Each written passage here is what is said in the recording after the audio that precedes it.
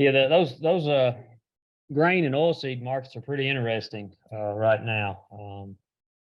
And we know in the cattle industry they always impact us. Uh, it's amazing. As low as corn prices have gone, feed prices really have not necessarily followed at the same rate as corn prices decline. And I think a lot of that has to do with the fact that the way we utilize our grains nowadays is not quite the same as how they used to be utilized. So we keep on seeing these cattle prices running higher. I think most of our cow calf producers are tickled to death with how high prices are. I'm not so sure that our margin operators are as excited about that because they may be making a lot of money. Our stocker and backgrounders, our cattle feeders, they may be making a lot of money on the cattle that are being sold today, but they're not necessarily making a whole lot of money when you think about the buyback on those on the cattle that they had to put back in the pens or back in the pastures. And so there's going to be some challenges in that. On top of that, the higher interest rates for those borrowing money to buy cattle, whether it be a cow calf producer or a stocker producer or a cattle feeder, it doesn't matter. The higher interest rate is definitely increasing those costs. And then just having more dollars in the game increases that risk that somebody's taking on the financial risk just because there's more dollars to play. Aaron showed that nice picture of the drought, the vegetative conditions. We still have a lot of regions of the country. I was reading an article yesterday, I guess out of Farm Journal or something, and they were showing some pictures of corn where there was no pollination, and so knowing that we've had regions where crops were negatively influenced, we know there's pastures that have been negatively influenced, and so we still have drought that's influencing or keeping heifers from being retained at a rate that we might expect them to start being retained. So we'll talk about most of that as we go through it.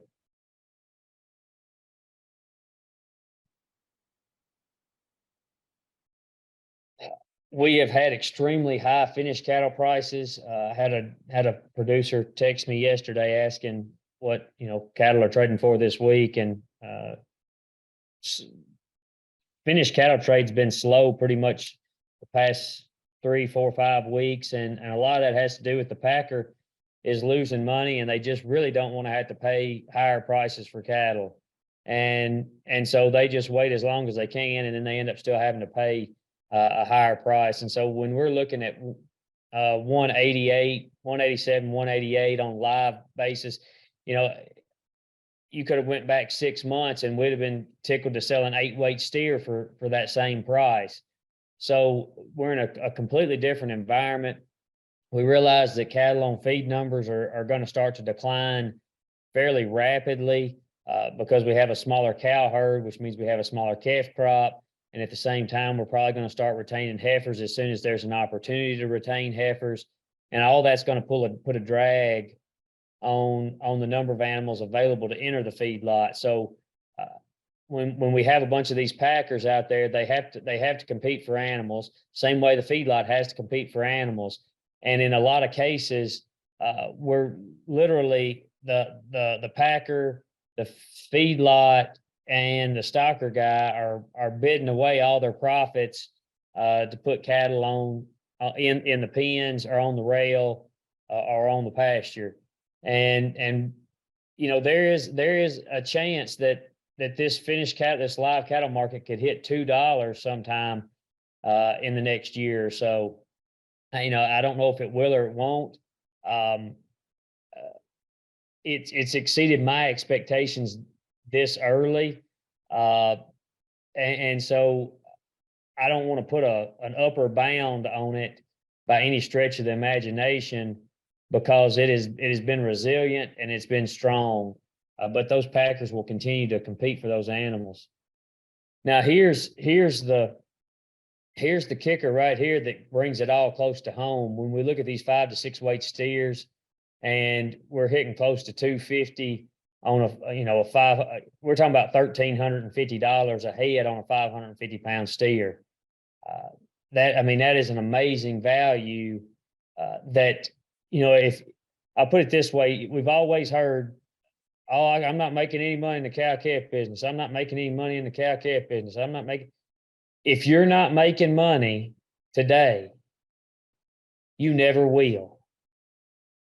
So if you've got producers out there saying, "Oh, I'm not making any money," encourage them to do something else if they're going to complain about it, because we're talking about a price environment that could not be more advantageous to making money for the cow calf producer. If you just have an animal that has a calf, that calf should make money.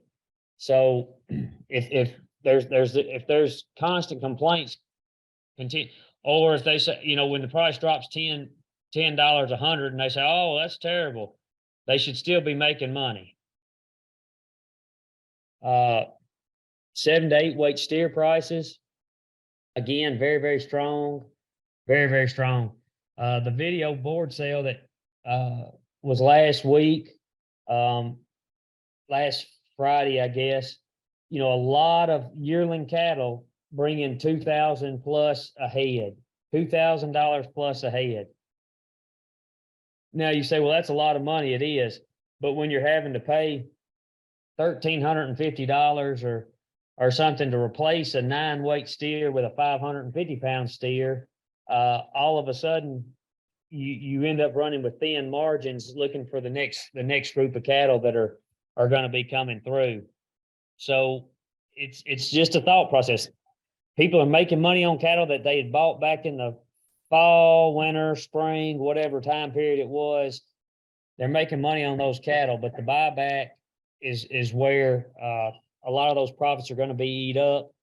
And with feed prices really not moderating a whole lot, any type of supplemental feed that's fed to these animals, it's going to be tough to make it a highly profitable endeavor.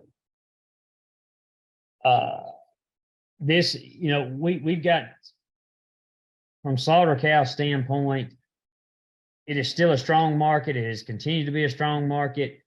Typically by this time of year, these prices start to fall off a little bit. I do think we will see a softening in slaughter cow prices this fall, but I'm not sure. I think we'll at least maintain 85 cents a pound on these breakers. Boners may even maintain 90 cents a pound. And the reason for that is because we need the lean grinding beef. We just don't have it. We're not going to have enough of it. The slaughter rate of these slaughter cows is going to increase because people are going to cull some cows just like they do every September, October, November. That's going to happen just as it always does. But the issue is there's not going to be near as many this year as there were last year or the year before. And because of that, there's still a really strong demand for the lean grinding beef. And these animals are still going to be desired. And so we should maintain it. I'm going to say at least an 85 cent to 90 cent floor on breakers and boning cattle. But when they're trading at 105, 106, if you've got producers that are asking about this, encourage them to sell earlier. Tell them to wean the calves today. Hey, this is actually a great week. We've got a cool front coming through. It's going to be a little cooler temperatures. Get those cattle up, wean those calves at 350 or 400 pounds. Go ahead and sell the cows that you want to sell. You don't even have to wean all the calves. You just have to wean the calves that, all it amounts to is get the cows up that you're going to sell and leave the calves with the rest of the cow herd. So it's not like you have to wean them all. It's just take away the cows that need to be, because it'd be by far better to capitalize on $1 a pound as opposed to 85 cents or 90 cents a pound. I think it would pay dividends for people to do that. We have started this, again, as I always say, steer slaughter, when you see a steer slaughter number down, we know there's fewer animals out there. It's clear because there's only one way for a steer to go. We have finally started to see heifer slaughter decrease just a little bit. And a lot of that just has to do, I mean, most of that has to do with the fact, again, that we just have fewer animals. It's not that we're holding back a bunch of heifers for breeding or going back into the cow herd by any stretch of the imagination. And then you look at beef cow slaughter being down 13%. Well, a lot of that's because we've just sold a bunch of the others because of the drought situation a year ago, because of the, well, I guess the past year and a half, in a lot of locations, we sold so many cattle that and got rid and harvested so many of those animals that there's just not that many to send to slaughter today.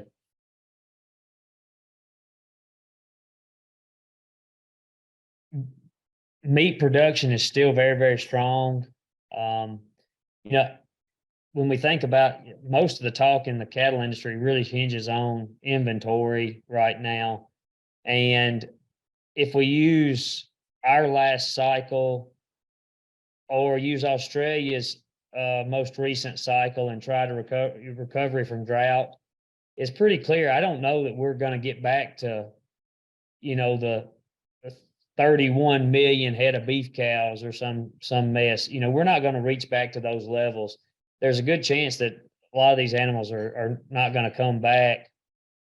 We'll rebuild the herd to some degree, but I don't think we're going to rebuild it to levels that we had seen previously. I don't know that I want to put necessarily a number ahead on it, but we're going to continue to grow these cattle bigger. We're going to continue to upgrade the quality grade of these animals, and that's probably what's going to happen as we lose resources, physical resources to be able to run cattle. That type of thing is going to happen. But you can see where pork and broiler production is continue to be very strong. I'm sure many of y'all saw where Tyson they're going to close 4 of their chicken facilities because they've been losing money. I'd say a lot of that has to do with labor issues. I don't know that Tyson's always going to be completely forthright in everything. I'm not saying they're going to tell you a lie. They just may not tell you everything. And of course, when they do their book work, sometimes they can show a loss or a smaller profit by working their accounting in a certain way. I mean, that's why we all have tax preparers to help reduce the profit, the look on profits. And so, if broiler production was not making money, I don't know why we would continue to increase the quantity of chicken we're producing. So just keep that in mind. But at the same time, Tyson said they're going to close 4 facilities, and I'd say some of that has to do with labor issues and not being able to get enough labor, and so they're shifting some of those workers to other regions. I will continue to say this. I've been saying this since the beginning of the year. When we look at imports and exports, we should be expecting imports to increase throughout the rest of the year. We should be expecting exports to decrease, and that's strictly because of our production. We're reducing production of beef. We're going to import more lean grinding beef. That's why those slaughter cow prices are going to maintain pretty good strength. The 50-50 trimmings that come from fat cattle or finished cattle, we should see those prices hold pretty strong because we still have a need for that product. But these imports are going to increase because we're going to need even more of that because of how much demand we have for grinding product. At the same time, we look at exports compared to last year and we say, oh, well, exports are down. That's terrible. Well, it's not terrible. It's just because exports were really, really strong last year, extremely strong. They would still be strong this year if we hadn't had that quantity to export. And we just simply do not have that quantity to export. We again look at who our major players are in the import business, and it's pretty clear that it remains the same. As we said at the last meeting that we did here, we could continue to expect the Brazilian imports to decrease. I mean, you see these spikes. When we started accepting more beef from Brazil back in 22, it spikes at the first of the year because they're on the rest of the world quota. So we have agreements with certain countries, and for instance, the USMEF or United States Mexico, I'm sorry, USMCA, which used to be whatever it used to be now, North American Free Trade Agreement, NAFTA. I'm sorry. You know, they can essentially ship beef back and forth at no tariff rate, and we're good to go. And we have certain agreements with other countries about certain quotas that they can ship in.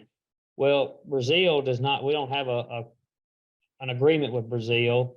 Thus, they fall under the rest of the world quota. And once that quota is met, we end up having higher tariff rates.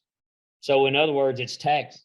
Anything that's brought in from Brazil is taxed at a higher rate once that quota is exceeded.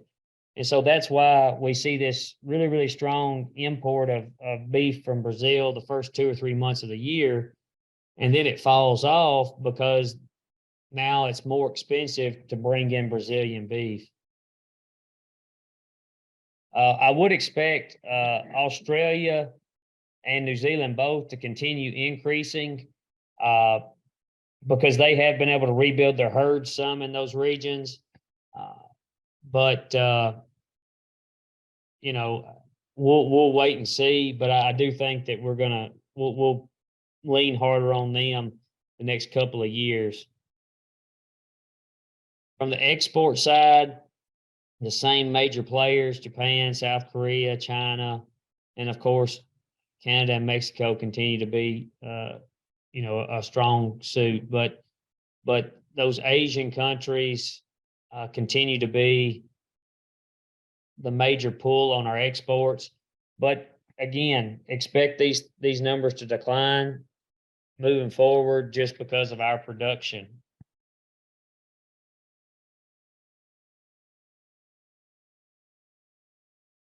We've had a lot of discussion concerning retail beef prices,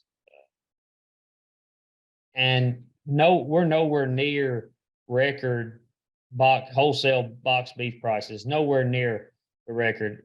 The record was something like 450 or something like that back when coronavirus first hit, and we ran up box beef prices into the four. You know, I think it's close to 450 for a short time.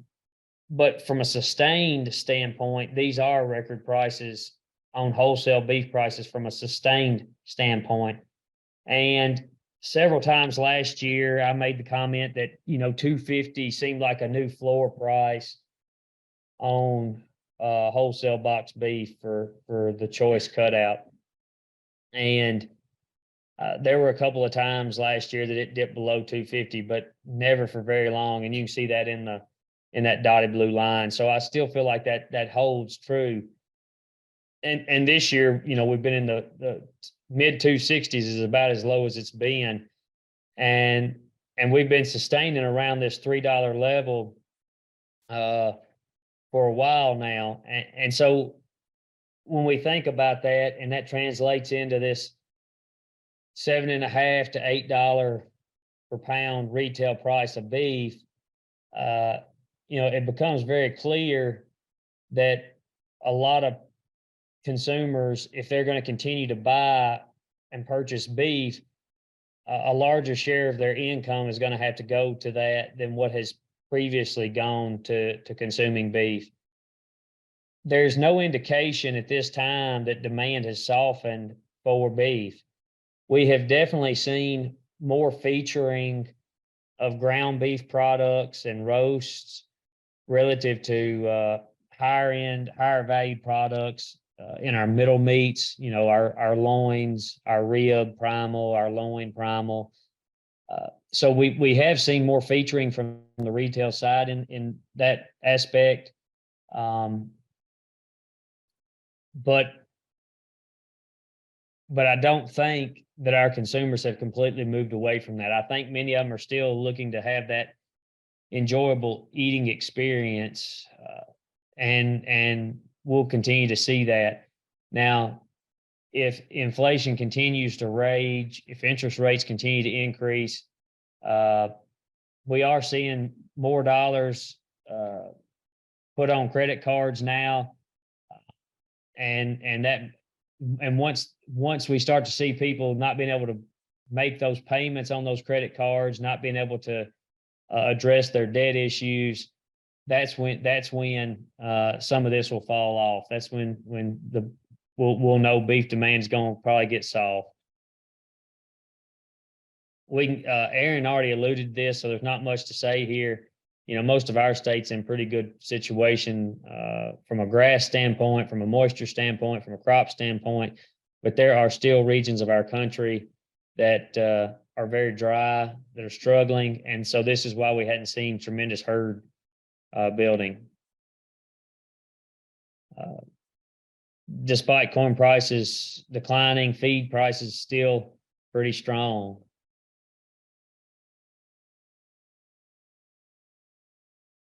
Just quickly show you what it looks like on, you know, it's been costing between $1.40 and $1.50 to put a pound of gain on cattle all year. You can see it's declined slightly since March into June. When we get July data, it might be around $1.40 or just slightly under, but we're still talking about a lot of dollars to feed cattle. Here's the September futures, feeder cattle futures as of close yesterday, and it closed at 249.43. I'm of the impression that we're still overvaluing these feeder cattle a little bit. I think people should take advantage of price risk management in this opportunity.